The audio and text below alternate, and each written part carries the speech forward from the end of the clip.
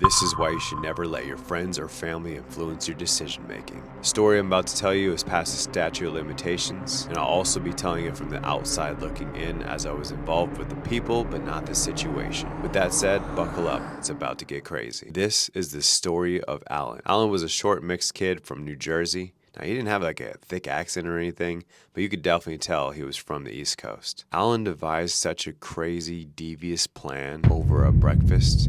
Alan and Jeff were at the kitchen this time when he was devising this exact plan. Alan and Jeff are actually really good friends, just like Tracy and I. Here we all are by the kitchen when Alan says, "Hey Tracy, have you ever heard of the BOFA transaction?" With confused looks on her face, we're looking at him like we're totally lost. Before we could collect our thoughts, Alan then whips out a wad of cash and says, "This is $5,500 that I got from the BOFA transaction." Now for context, bank deposits that happened on a Friday wouldn't even clear until Monday. So essentially they wouldn't know if the check was good or not. Tracy, all you have to do is go there and deposit the blank envelope. Then the next morning we'll go in and take it all out. So if you write a check for $5,500, you go inside the next morning and they give it to you in cash. Now other banks would normally have a precaution in place to say, hey, anything over $1,000 we'll put a full hold on. But BOFA at this time did not. Tracy stated that he would be the ride, but he definitely was not going to do the transaction. And at that exact moment, in walked a guy named Smoke.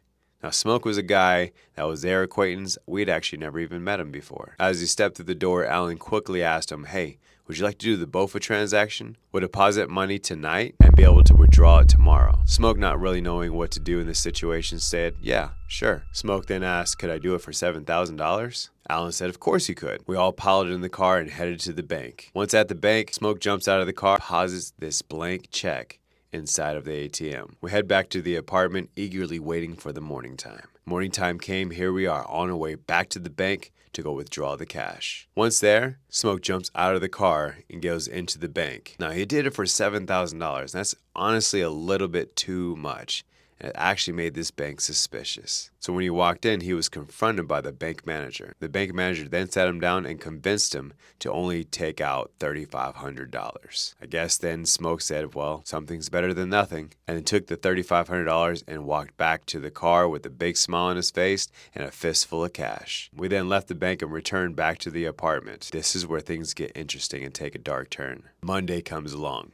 Boom, boom, boom, boom, boom. Pounding at the door. Police officers. There's 6 people in the house. 3 of them have done this transaction, and those are the 3 that went to jail that day. The first person only had a warrant out of somewhere and ended up getting a hold and had to stay there for the next 6 months on unrelated charges. Jeff and Alan were arrested for the 2 pounds of broccoli that they found during the search warrant. Other than that, they were never charged for this transaction. One thing that they forgot to do, though, was pay the rent. And at that time, it was only $650. Well, I guess that's the last thing you think about when you just got $5,500 from a bank. Less than 2 months later, they were evicted from that apartment, and they actually never even lived together again. If you enjoy these types of stories, definitely like, comment, and share, and I'll see you on the next video.